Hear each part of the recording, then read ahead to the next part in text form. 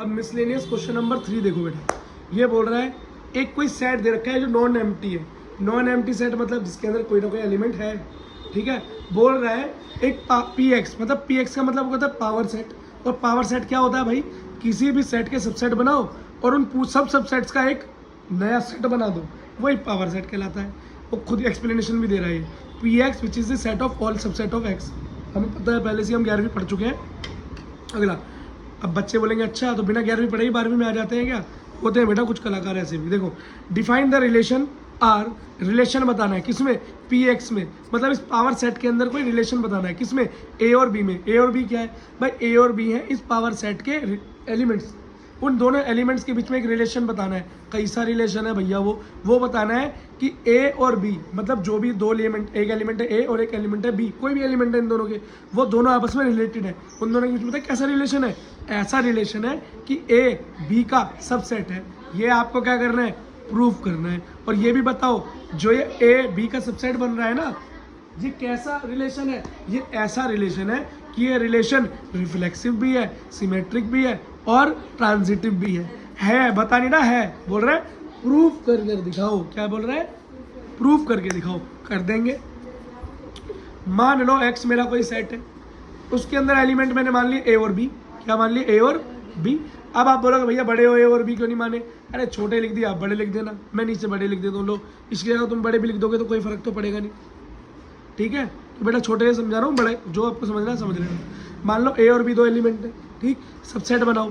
Subset कितने बनते हैं भाई, जितने भी एलिमेंट होते हैं 2 की पावर n कर दो, 2 की पावर 2 क्या हो गया 4 सबसेट बनेंगे। बनाओ कितने बने सबसेट, कितने बने, पहले ए खुद, फिर बी, फिर ये एक सेट खुद का भी सबसेट होता है और एक नल सेट भाई सेट, ठीक है।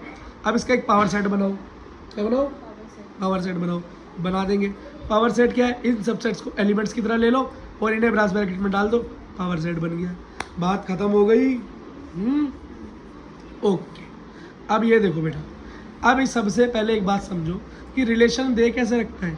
ऐसा दे रखा है पी एक्स में और पी एक्स में, मतलब पावर सेट एक्स में और पावर सेट एक्स में ऐसा रिलेशन दे रखा है कि ए और बी जो एलिमेंट है, ए और बी जो एलिमेंट है वो ऐसे रिलेटेड है, वो ऐसे रिलेटेड है एक दूसरे से कि ए सी का, ए बी का सबसेट है, ठीक है। तो बेटा इस रिलेशन को रिफ्लेक्सिव प्रूफ करना है। भैया रिफ्लेक्सिव को याद करो, रिफ्लेक्सिव का मतलब क्या होता था कि कोई भी एक एलिमेंट ए तो वो खुद से ही रिलेटेड होना चाहिए, और बी है तो वो खुद से ही रिलेटेड होना चाहिए, सी है तो वो खुद से ही रिलेटेड होना चाहिए। और बेटा रिफ्लेक्सिव के लिए आपको पता है कि अगर एलिमेंट एग्जिस्ट करता है किसी सेट के अंदर तो वो खुद का रिलेशन उसके साथ होता ही होता है। जैसे मेरी परछाई हमेशा मेरे साथ होती है, मैं हमेशा काम पर मौजूद होता हूँ, तो ए इज बिलोंग्स टू ए, तो ए बी का ए का क्या है, सबसेट भी है।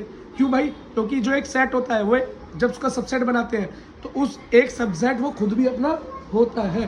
तो ये क्या हो गया, रिफ्लेक्सिव प्रूफ हो गया। अब बेटा अगला पॉइंट है सिमेट्रिक प्रूफ करने का। और सिमेट्रिक का मतलब क्या होता है कि ए और बी के बीच में जो रिलेशन है वही बी से ए के अंदर भी होना चाहिए। बेटा ये चीज़ तो मैंने मान ली, चलो कि ए जो है बी का सबसेट है। देखो ये मानो बेटा कि एक बड़ा सेट है मेरा। क्या है मेरा बड़ा सेट, ये है जी बी, उसका कोई सबसेट है ए, तो ए छोटा है बी बड़ा है। अब ये रिफ्लेक्सिव प्रूफ करने के बाद एक चीज़ देखो, सिमेट्रिक प्रूफ करने के लिए क्या प्रूफ करना पड़ेगा कि बी भी ए का सबसेट है। क्या ये हो सकता है भाई, ए छोटा है बी बड़ा है, चलो मान लिया ए बी का सबसेट है, क्या बी ए का सबसेट है, ये हो सकता है, ये नहीं हो सकता। तो B is not the subset of A, so not symmetric. Third क्या है भाई, वैसे अब देखो थर्ड करने की जरूरत तो थी नहीं क्योंकि सीधी बात खत्म ही हो गई, ये तो फंक्शन क्या सिमेट्रिक हुआ ही नहीं रिलेशन, लेकिन फिर भी ट्रांजिटिव प्रूफ कर ही देते हैं सिमेट्रिक के लिए। अब दिखाना तो वही ना, टीचर कहीं दुखी हो जाए ये ना करे तो, और तीस चीज़ के लिए मेरा नंबर कट जाए वो मैं चाहता नहीं। देखो ट्रांजिटिव के अंदर कोई तीसरा एलिमेंट ले लो, ए बी और सी, मानो ए बी का सबसेट है। क्या है, ये मानो बेटा